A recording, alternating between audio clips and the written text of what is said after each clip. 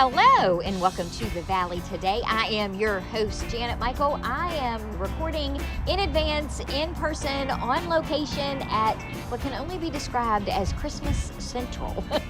I am at Natural Art Garden Center over in Toms Brook. Lynne Phillips is here with me. I am staring at so many Christmas trees and wreaths and Christmas cacti. All of these really cool things. Is this your favorite time of year, Lynne? It is one of my favorite times of year. I love Christmas and spreading cheer for everybody that comes through our doors.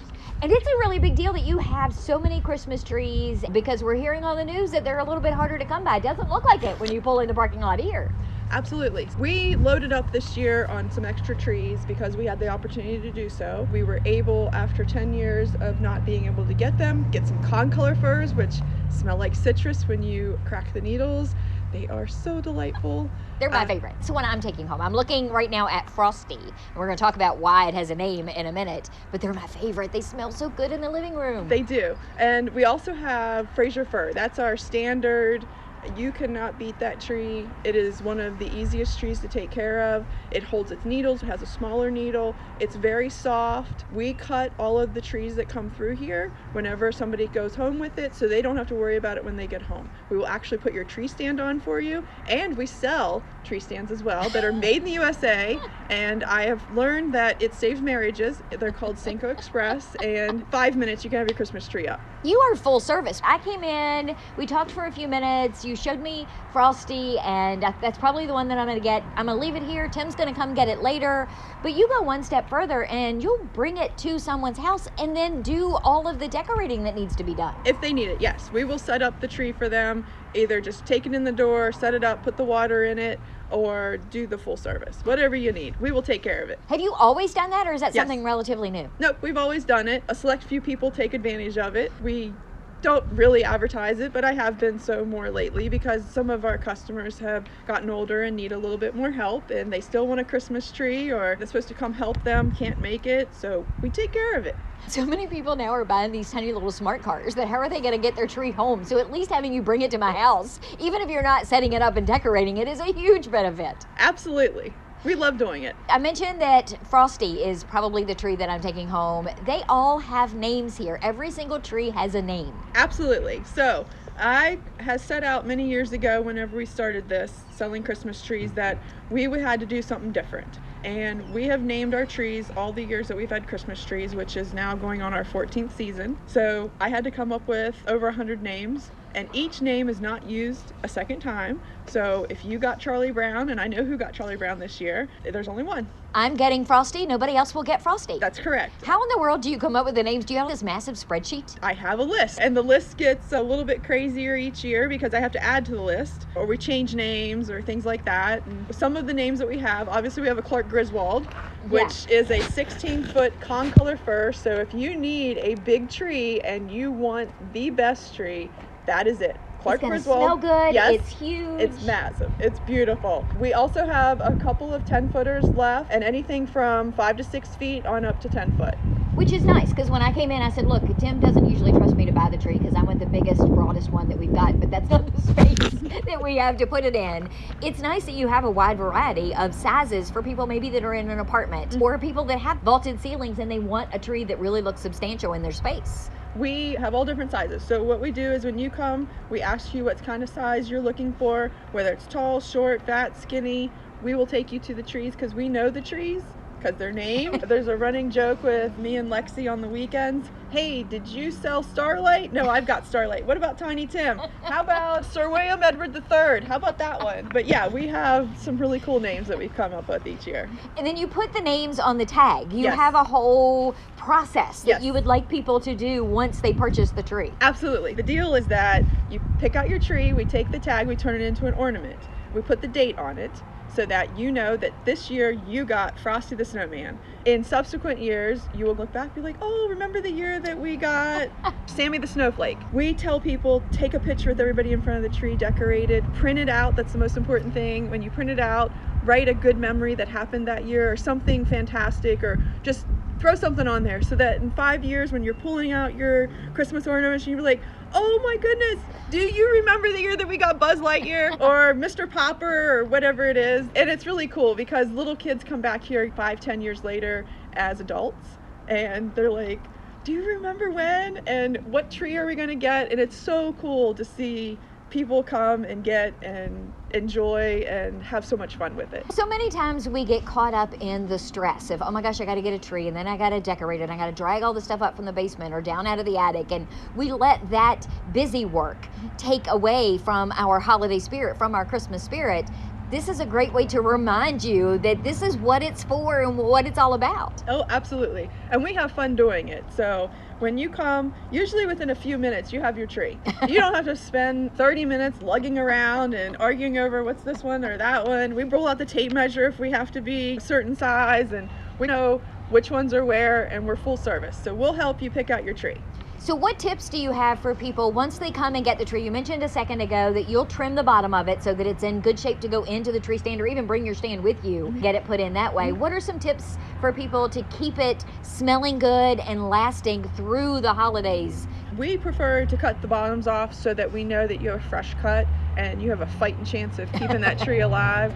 Warm water when you get it home, so that in case you spent another 30 minutes going to Nancy's coffee shop in Strasbourg and getting your hot chocolate, that you put hot water on it and it will unseal it on the bottoms. That really helps. But the big thing is keeping it in water. Don't put it next to the fireplace or wood stove. Heat registers, any of that sort of thing. Yeah, if you can, cover those up. It will help you out a lot, I promise. One of my biggest tips is, besides using our Cinco Express tree stands, which we have them, and I keep them in stock every year, is taking fishing line and tying it to the wall, so that if you have a new kitten this year and it goes to jump in it, Grandma's antique vintage ornaments that she brought over on the Mayflower is not on the floor in a pile. We definitely want to make for sure that it's secure. Don't forget to water it. And if you want my hot tip on watering, I have a really cool tool that we use in order to water, so you don't have to get on your hands and knees. But you got to come to the garden center and find out what that is. I like it. Do I have to add anything to the water? I've heard put sugar in. I've heard other things. You don't really need to do that, right? Water is the essential part. No, you don't need to do all those other fun things. If you want to, if you feel like you need to, go right ahead.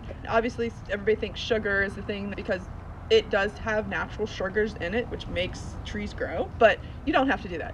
Water is the key. Have you had people come back in and tell you like mid-January that they still have their tree up because it looks so great and it's still alive? Yes, absolutely. I actually had a lady tell me that her tree was still up in March, and that if she didn't get her tree down, her and the tree was out of the door by Easter. So the husband was sending them both out the door one way or the other. Absolutely. I love that idea. Let's take a break. We come back. I want to talk about all the other things, because you have wreaths, you have, I mentioned earlier, Christmas cacti, you have poinsettias everywhere inside. Can we do all that in the next segment? Absolutely. All right, we are recording in advance, on location, in person at Natural Art Garden Center with Lynne Phillips. Come get your Christmas tree. We're going to get our hours and our address and everything when we come back in just a couple of minutes.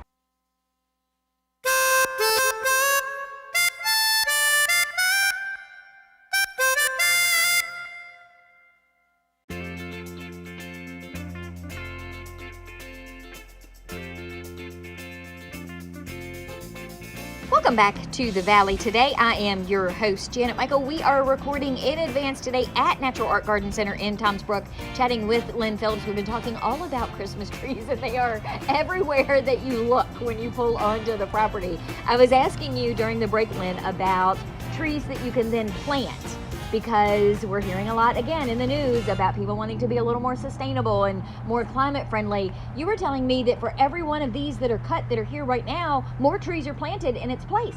Absolutely.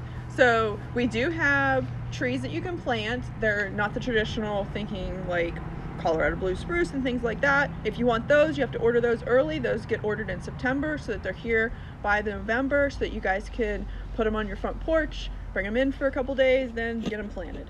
We do have some small ones that are 3 to 4 feet tall, and then we have some 6-footers. So if you would like to put in your screen, because you are adding to it every year so you don't see the next door neighbor's shed, happy to do that. But on the note of Christmas trees, whenever you buy a cut Christmas tree, is one of the most sustainable things that you can do at Christmas time, because every tree that is cut, there's 5 to 7 new seedlings that are planted the next spring. Not only that, but most localities recycle their Christmas tree. So here, we can take them to the landfill, they'll be turned into mulch. Up at Lake Frederick, they used to put the trees and sink them into the lake so that they will create fish habitat.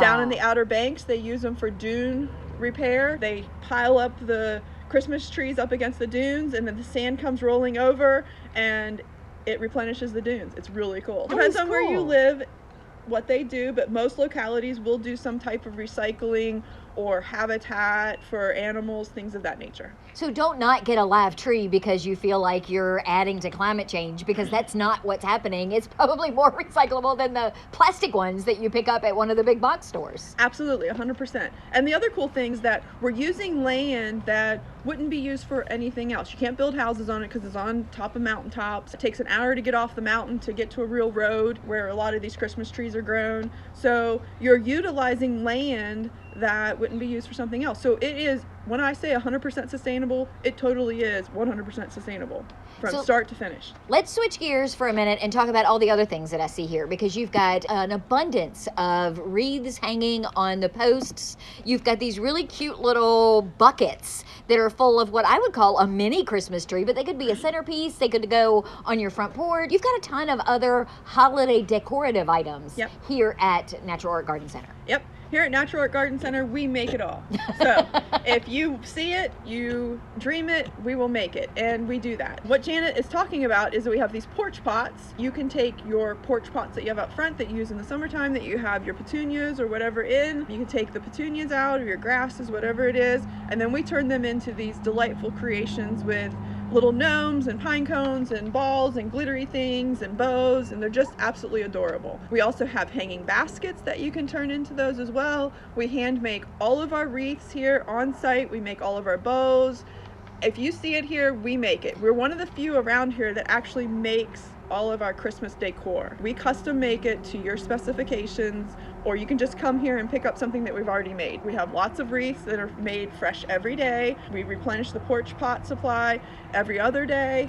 So whenever you come here, you know it's fresh. And we go and harvest the greens. And I also beg people for greens. I lost my one property that we get greens off of this year, but we have replenished it with other people that have stepped up to the plate, which has been absolutely amazing. So we make it all here. These are great because I've got these empty pots now where my mom's were, and I really don't have anything to put in them. They'll last a good bit of time through the winter. Maybe not till March or April, but it still looks better in December and January than an empty, ugly pot sitting there. Actually, they will last until March or April. You just keep them watered. Again, and yes. Watering is so important. It is. But no, absolutely. And you can turn your porch pot that you have at your house into one of these lovelies, because we actually sell bundles of greens. And we will sell all the accoutrements, so the little cute gnomes and Santas and the pine cones and the little Christmas balls and all of that sort of stuff. Did you put that pine cone on that stick? Yep.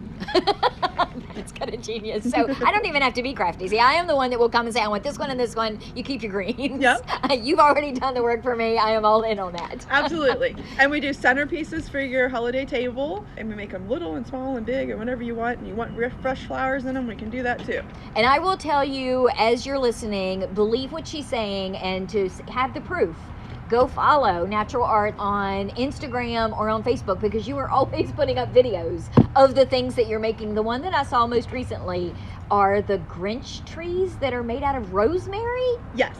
So whenever we have rosemary left over in the summertime, we will keep those on until Christmas. Kind of have to hide them a little bit, so I have a few for Christmas, because we were actually selling more of the rosemary in September and October. I got a nice one early in the summertime, Yes. which smells magnificent because it was in a hanging basket, which Yes. I hadn't seen before. Yes, exactly. So we turn our rosemary into little Grinch trees. So if you don't have a whole lot of space for a Christmas tree, or you just want something really delightful, because these are the coolest, we make them in-house. We just basically turn them into Grinch trees, add some glitter and a ball and some greens around it and a bow, and you're off and running to the races.